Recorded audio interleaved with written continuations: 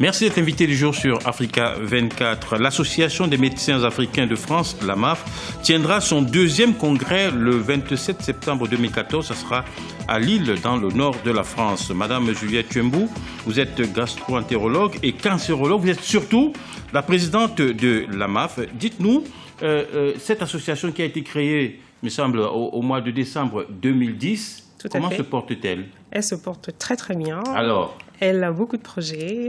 Beaucoup de projets. Oui. On va parler des projets, on va parler de son bilan, de cette association, de cette activité. Oui. Mais on va d'abord s'arrêter un peu sur l'actualité immédiate sur le continent africain qui est marquée, donc cette actualité, par le virus Ebola, la propagation du virus Ebola. Comment est-ce que la MAF réagit par rapport à ce virus-là, du côté du continent?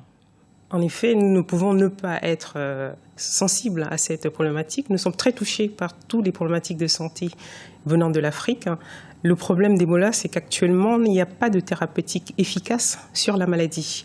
Donc nous, en tant que médecins de la MAF, médecins à l'étranger, nous pouvons agir essentiellement à deux niveaux, à savoir sur la prévention, par l'information, via les médias, via Internet. Nous pouvons aussi agir éventuellement par le biais des dons, les masques, la prévention et les mesures hygiéniques. Est-ce que ça ne serait pas d'être insuffisant quand on voit le désastre que crée cette maladie, que cause cette maladie? L'OMS parle de plus de 2400 morts déjà.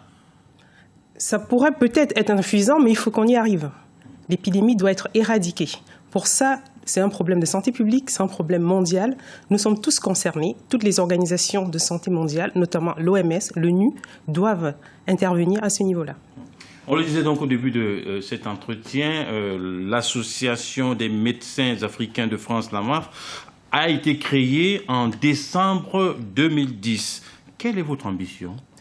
L'objectif premier et principal était de regrouper les médecins africains exerçant en France, se connaître, échanger nos expériences, partager, mutualiser nos compétences pour des projets envers l'Afrique.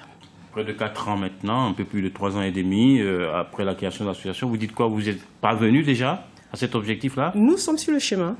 Nous ne sommes pas arrivés à l'objectif final encore. Il y a encore plein de choses à faire, mais nous avançons tout doucement. Et est-ce que ça voudrait dire aussi que par le biais des activités, par le biais des manifestations que vous organisez, vous vous rapprochez entre vous?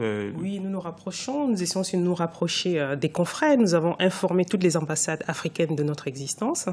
Nous essayons de nous rapprocher de l'Afrique, des facultés, pour aider, pour transmettre le savoir, pour participer à l'enseignement. Alors, concrètement, oui, quel bilan on peut dresser de l'existence de votre association? Le bilan actuellement, il est positif. Ah, ça, c'est les hommes politiques qui disent ça, madame. Vous n'avez pas parlé comme un homme politique. Sur notre répertoire, ça veut dire quoi concrètement? Sur notre répertoire, nous avons environ 500 médecins existants en Afrique. Nous avons un médecin qui a fait une mission humanitaire l'année dernière au Cameroun sur la prise en charge de l'hypertension artérielle. Nous collaborons actuellement avec un professeur qui est d'origine belge sur la mise en place d'une faculté de médecine en Afrique centrale.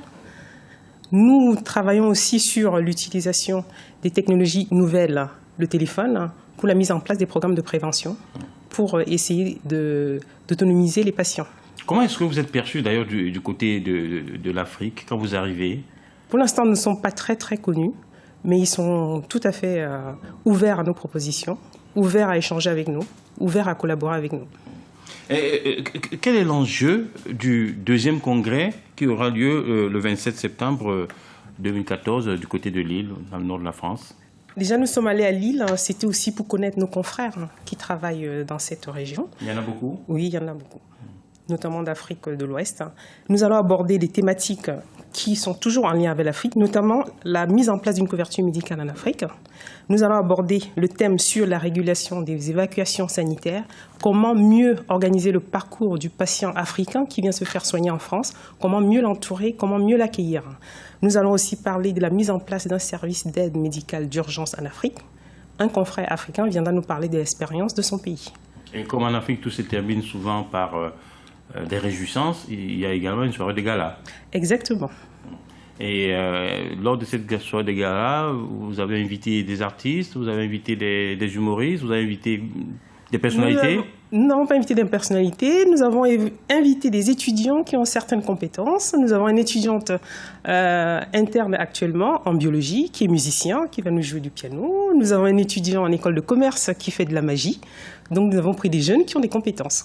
Est-ce que l'avenir de votre association, de l'AMAF, va continuer à s'écrire entre la France et l'Afrique, au risque d'être considéré comme étant à la fois étranger ici et étranger là-bas?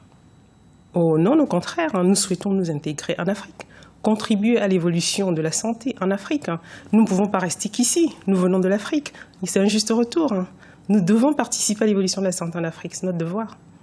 Une dernière question, madame. Quel regard vous portez, vous, en tant que spécialiste du corps médical, vous portez sur les conditions sanitaires de manière globale du continent africain aujourd'hui, un continent dont tout le monde reconnaît qu'il est en pleine croissance démographique, croissance économique, et dont on dit que c'est le continent de l'avenir?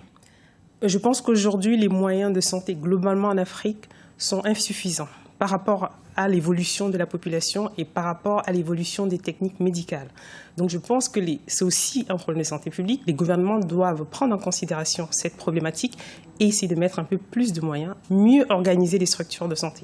Et c'est aussi là que la diaspora africaine, dont vous êtes l'une des représentantes, peut apporter quelque chose. Exact, et nous pouvons collaborer et améliorer ces conditions. Merci beaucoup, Madame Juliette Tuembou, d'avoir été notre invitée du jour. Je rappelle que vous êtes gastro-entérologue et cancérologue. Vous êtes surtout présidente de l'Association des médecins africains de France, la MAF, qui tiendra donc son deuxième congrès le 27 septembre 2014. Ça sera du côté de Lille, dans le nord de la France. Restez sur notre chaîne, l'information continue sur Africa.